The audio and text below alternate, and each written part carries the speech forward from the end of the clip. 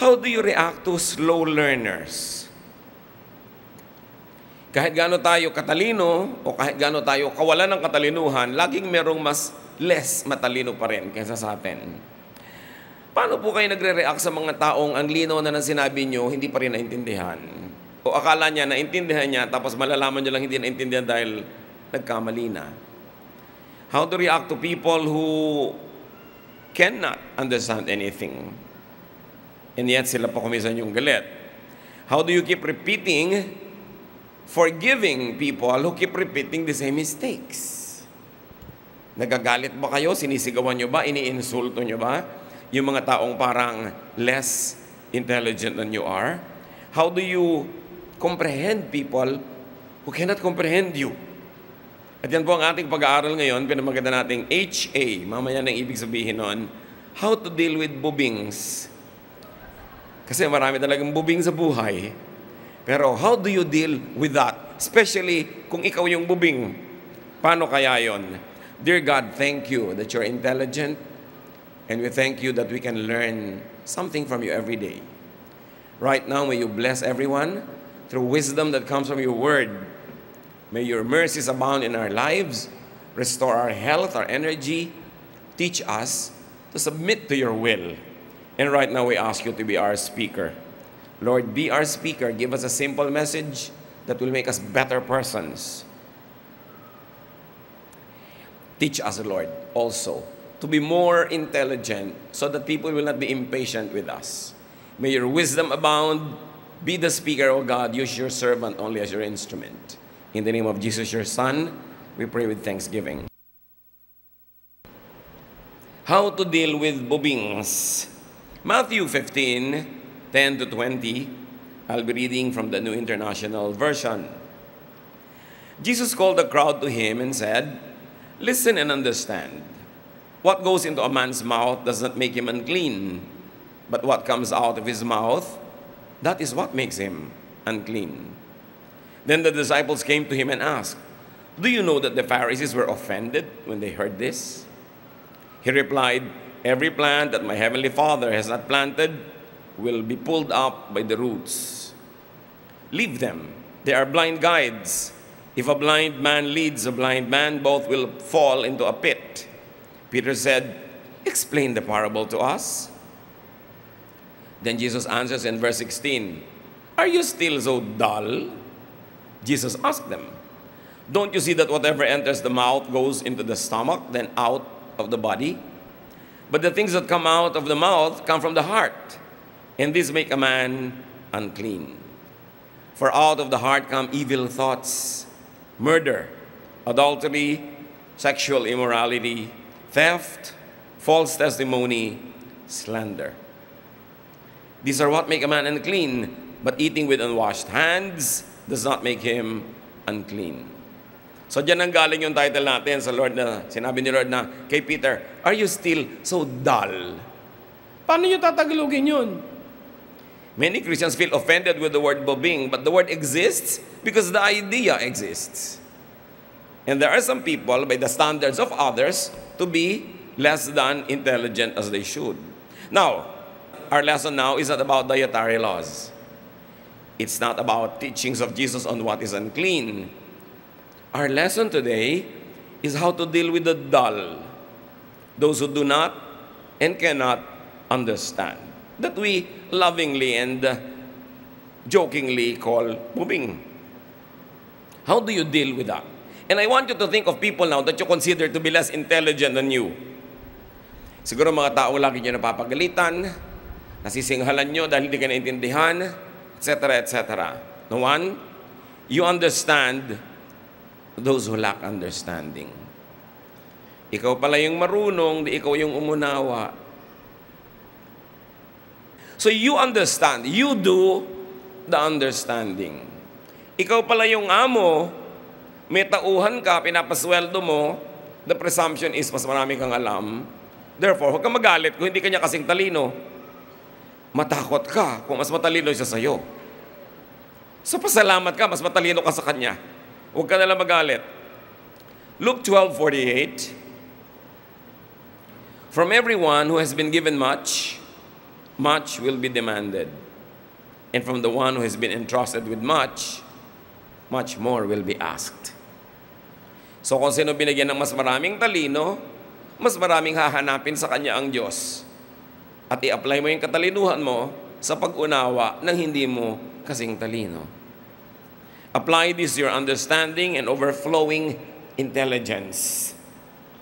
That if you consider yourself so bright, then be charitable, be kind to the less bright. More understanding of others is expected from the more intelligent.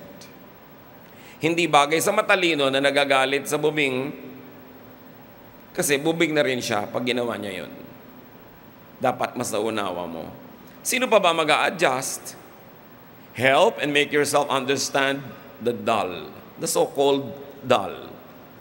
Think and say, kasi hindi abot. Gano'n na lang. Sobrang mataas yung ideya mo para sa mababa. Sobrang malayo o malawak para sa maiksi ang kamay. Romans 15:1, we who are strong ought to bear with the failings of the weak and not to please ourselves. Kaya ang complete title natin, Hindi Abot. Yun yung HA, no? How to deal with bubings. Hindi nila abot eh. Abot mo pala. So, gawin itong explanation. Tuwing may hindi ka maintindihan na tao, bakit hindi makaintindi, sabihin mo, yun, hindi abot.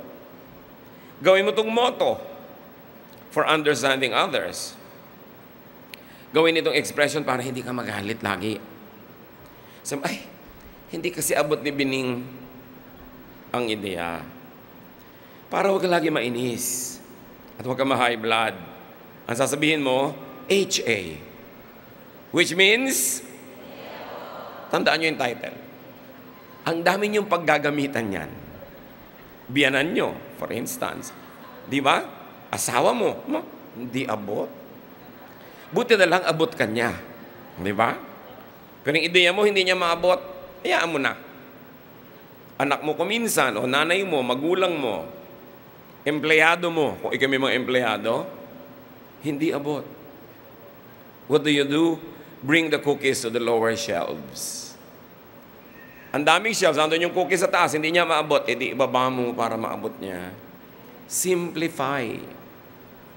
Explain more clearly, more slowly, more simply, more patiently, more sympathetically, and more lovingly. Di ba dapat mahalin mo yung kulang ang karunungan? Hindi naman kasalanan na kulang ang karunungan ng tao. In fact, they're inadequate, they're handicapped. What is the Christian response to that? Love. Consider the man who lacked understanding but tried very hard. Sa Mark 10:21, Jesus looked at him and loved him. Trying hard pero hindi pa rin niya naabot. Yung mapagmahal na mata ni Lord, hinagod siya ng tingin at sabi siguro ni Lord, hindi abot. Kawawa naman. Then Jesus proceeded to explain further. Magbigay ka ng example sa iyong paliwanag, illustration. Use metaphor from daily life like Jesus did. But do not be angry. Do not be aggressive. Do not be violent. To the point na binatukan mo na dahil hindi ka maintindihan. Sinapak mo na dahil kaya mo. It is a misuse of power, of strength. Sinigawan mo na kasi hindi ka maintindihan. Kasi kaya mong sigawan. Di ba? Mali yun. Pinapahiram ka ng Panginoon ang pagkakapangyarihan para maging loving ka. Hindi para maging abusive and aggressive. How else do you deal with the dull? Repeat. Keep repeating your instruction, your explanation, and illustration. Kasi may mga tao talaga, after 5 repeats pa lang nila masisimulang mayunawaan. And then test if you are understood. Ask questions. Bumili ka ng ganitong A. Pag walang A, bilhin mo B. Pag walang B, bilhin mo C. O anong uunahin mong bilhin? A. Pag walang A, ano? Hindi C, B. Di ba? Uulitin mo para malinaw. Kasi yung maliit ang pag-iisip, akala niya, naintindihan na niya. Hindi pala. Ask for a repetition of your message. Lalo kung may history yung tao na yun na laging mali ang ginagawa niya. Tiyakin. Teach and equip. Just like Jesus would do. Give people tools to understand and express ideas. I-model mo. I-display mo. I-exhibit mo. I-demonstrate mo. Show examples. Like Jesus did. Then encourage people to ask questions. To clarify. Hindi ka dapat parang poon na hindi pwedeng tanungin, na hindi na naiintindihan, nervyos na siya, lumakad na, nanguhula na lang, kasi natatakot magtanong. So you encourage. May question ka ba? Naintindihan mo ba? Pero huwag niyo itatanong yung naintindihan mo ba, dahil akala niya naintindihan na niya. Sabi niyo, opo. Yung pala hindi. So, give more exploratory questions. More diagnostic questions. Not answerable by yes or no. Dahil baka pag walang maisagot, mag-yes na lang or no. Hindi mo alam kung talagang tama yung sagot niya or not. And then reward, do not punish inquisitiveness. Huwag niyong paparusahan yung palatanong. Liba na lang ng aasar na lang. Pero pag palatanong, sagutin niyo. Para maintindihan. And of course, you wait for people to learn, to develop. Kahit buto, pag tinanim mo, hindi mo naman hinuhukay agad para makita mo yung ugat kung tumutubo. Give it time. And of course, after everything, nagkamali pa rin. What do? Forgive when people commit mistakes because of lack of understanding. Kanya-kanya lang naman tayong turns sa maging bubing eh. Kumisan ang tali-talino mo sa school pero bubing ka sa love life. Ang tali-talino mo sa negosyo pero bubing ka halimbawa sa ganitong bagay. Kanya-kanya lang tayo ng katalinuhan at kanya-kanya tayo ng kahinaan sa ating isip. Yung iba sobra lang na-highlight yung kapurulan nila kasi wala silang chance or opportunity na ipakita kung saan sila magaling. Buong kalupitan na silang na-assign ng buhay sa isang lugar na hindi na nila maipakita yung ningning nila dahil nadaganan na sila ng nadaganan at natapakan doon. But everybody is bright. Why? Because God gives everybody spiritual gifts. Yung iba, wala lang chance. So kung meron kayong opportunity na palagay kayo sa trabaho, sa role, sa lugar na yung galing nyo ang lumalabas, pasalamat kayo sa Diyos. Yung iba, hindi lang nakakaroon ng ganung pagkakataon. Ignorance, even dullness, is not even a sin. So, hindi dapat ikagalit yan. So, sa mga dull, mapupurol mga bubing na laging napapagalitan, namumultahan, nasa salary deduction, napaparusahan, anong gagawin nyo? Huwag kayong magalit. Mag-aral. Makinig ng mabuti. Magtanong. Huwag akalaing alam mo o naintindihan mo na. Lalo 3 beses ka nang napapagalitan, makahalata ka. Siguro akala ko lang, alam ko na, pero hindi pala. Ba't ako napapagalitan? So, imbes magalit ka sa nagagalit sa'yo, ba't di mo lang ituwid yung mali mo? Why don't you learn? Alam nyo, meron tayong isa ring masamang bisyo. Nagagalit tayo sa nagtutuwid sa atin. Samantalang dapat magbayad tayo. Pero matuturuan ka ng libre. Ang mga magagaling binabayaran para magturo. Tapos tinuturuan ka, magagalit ka. Kahit kung mapagalitan, kumali ka naman talaga eh. Kung yan ang mga kailangan para ka magising at matuto, learn. Huwag niyong pe-personalin pag mali kayo at napagalitan kayo. Sabihin niyo, pag napagalitan kayo, di ba pag hindi makaintindi, ano sasabihin niyo? Hindi abot. Pag ikaw ang napagalitan, dahil hindi mo abot, ano sasabihin mo? Dapat lang. Huwag ka magalit, nagkamali ka eh. Lalo merong nabasag, may nasira, may nawasak, may magiging gastos, may nahirapan, may napahamak. Kung may namatay pa, sasabihin mo, dapat lang akong pagalitan kasi mali. And then, learn. Walang mararating yung mga taong proud na lagi nagagalit pag napapagalitan din. Nagdadabog. Magiging bayolente. Minsan may mga tauhan ka, napagalitan mo, may pagtulog ka, sinaksak ka pa. Hindi ganun. Dahil sa mga, bakit ako pinagalitan? Mahirap yatang magalit. Mahirap sumigaw. Mahirap, nakakapagod magalit. So ba't siya nagpagod para ako pagalitan? Siguro naman dahil may mali ako. Dahil ba't siya magpapagod ng walang dahilan? Baguhin po natin yung attitude natin.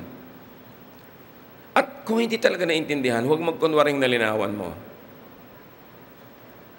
Hindi nakakaya magtanong, hindi ko po naintindihan, pakiulit po. Pwede po ba French? Kasi hindi mo yan maintindihan, Tagalog, o Cebuano.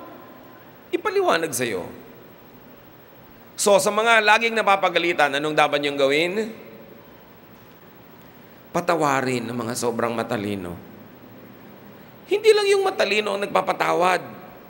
Yun ding napapagalitan. Patawarin na yung teacher mo, o yung amo mo, o yung superior mo. Kasi, kaya naman siya nagalit dahil di sa'yo. Alam naman wala kang ginagawa, bigla siyang nagalit. Siyempre, may dahilan. Kaya patawarin na rin siya. Kung hindi mo naman ginawa yung mali na yun, hindi rin siya magagalit. Ang sobrang katalinuhan, to the point na hindi na maintindihan ang hindi kapwa matalino o hindi ka na maintindihan ng hindi kapwa matalino, isang uri na rin yun ng kabubingan. So sobrang kang matalino, wala na makaintindi sa'yo, magbago-bago ka rin ng paraan. Kailangan ka mag-adjust. Why? Because adjustment and the capacity to adjust is really one great measure of true intelligence. Ang tunay na matalino nakaka-adjust. Hindi yung lagi hinihingi mo sila mag-adjust sa'yo. No. Patunayang matalino ka by adjusting to those who are less gifted. So sa mga slow learners, sabihin sa sarili, sa sobrang baba ng utak ko, at sa sobrang taas ng isip niya, hindi niya ako maabot, kawawa naman siya. Pwede niyo rin sabihin yun to make yourself feel good. Kaya di ba ganito talaga ginagawa ng iba? Alam mo, ang tali-talino niyan, baliw na. Tapos tawa na lahat yung bubing, baliw talaga siya. So sumaya sila. No? Kaya nilalait-lait natin yung matatalino. Sa No Limit Angere, mayroong isang super talinong karakter. Sino yun? Sa halagang 1,000 piso na ibibigay ng Lady in Yellow. Oh. Si Pilosopo Tasio. Di ba? Tawag nila si Baliw na Tasio, si Pilosopo Tasio. Tapos tinanong siya ng isang kabataan, ang tali-talino niyo po, bakit pinapayagan yung tawagin kayong baliw? Sabi niya kasi, nasasabi ko lahat ng gusto ko nang hindi ako nakukulong. Kung hindi nila iniisip na baliw ako, di matagal na ako nakulong sa mga pinagsasabi ko. Sabi niya gano'n. So, yung mga bubing pa ang nagsasabing si matalinong Tasyo ang baliw. So kung kayo man may nakoconsider na baliw, di ba? Sipin nyo, baliw nga ba siya o ako ang baliw? Sino sa aming dalawa? Pinapadali kasi natin ang buhay. Lahat ng hindi natin nauunawa, tinatawag nating mali. Para maging komportable tayo kung sa anong niyayakap o kinakalong o sinusundan natin.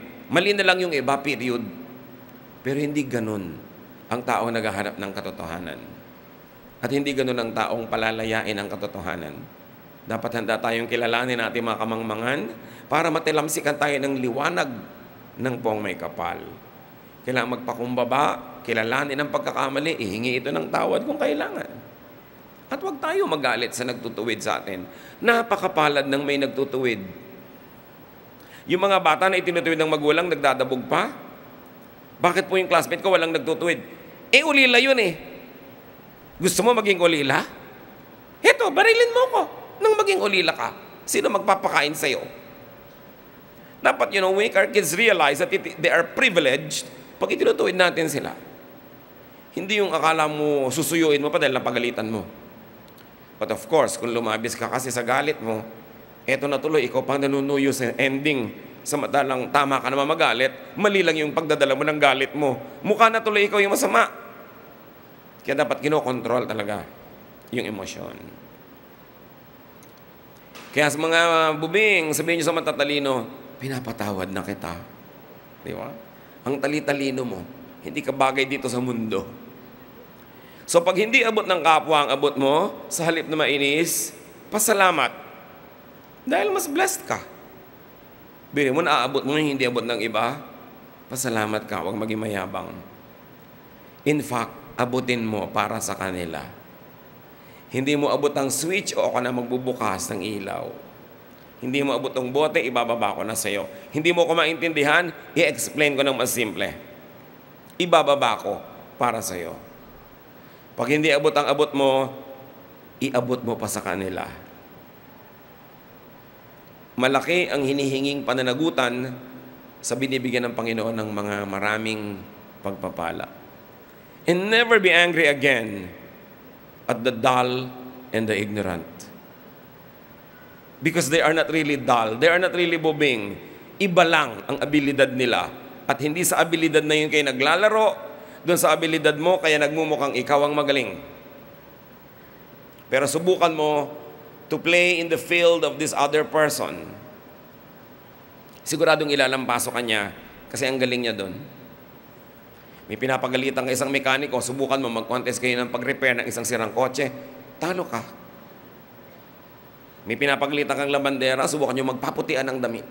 Nalalabhan, talo ka. Kanya-kanya ng galing eh. So, pasalamat tayo dahil magaling tayo. Lalong-lalo ko yung galing natin ang sineselebrate nung occasion, nung environment, o nung society. Because in many other occasions, some people are not able to celebrate what is good and perfect in them because they have no chance. Be kind. Isipin mo na lang, pagka dull and ignorant, ano sasabihin natin? Hindi abot. Yun na lang. Kung meron lang kayong matatanda na dalawang words sa fellowship natin ngayon, yun ay? Praise God. Hindi abot nga. Okay? So, kabubingan ang magalit sa mga bubing. Ibig sabihin lang, mal-adjusted ka, hindi mo sila inaabot, at nagiging makasarili ka sa iyong karunungan. I want you to bow before the Lord and close your eyes. Panginoon, turuan niyo po kami na ituwid ang aming mga ugali, na huwag kami magalit sa mga nagtutuwid sa amin. Sa halip doon, maging mapagpakumbaba kami at mapagpatawad. Turuan niyo rin po kami, Panginoon, unawain yung mga tao hindi masyadong sanay, hindi masyadong hasa. Sa mga area na strong kami at akala namin dapat lahat na lang ng tao understood na magaling sa area na yun. Salamat po sa karunungan na binibigay niyo sa amin. Salamat sa sharpness that many of us enjoy in various fields. But teach us to be sensitive to those who are less sharp. To those whose talents are not celebrated by this world. To those whose talents are not paid well, but they are talented nevertheless. And teach us, Lord, to be just, to be kind, to be good. At sa susunod na kami matutuksong magalit, unawain na lang namin, hindi abot. At ang aming sisihin ay aming sarili na hindi namin naipaliwanag ng mabuti. Ang aming sisihin ay aming pamamaraan ng pagtuturo na maaring kulang. At turuan niyo kami, Panginoon, na lalong maging mapagkupkop, mapagmahal, doon sa mga hindi masyadong gifted. Father, we commit to you ourselves. Forgive us for the abuses we have heaped on others. And teach us to be more loving, more kind, more open. Pagbulay-bulayan natin sumandali habang patuloy tayong nakayuko sa presensya ng Diyos kung ano ang kahulugan ng maikling mensahe na ito sa inyong personal na buhay.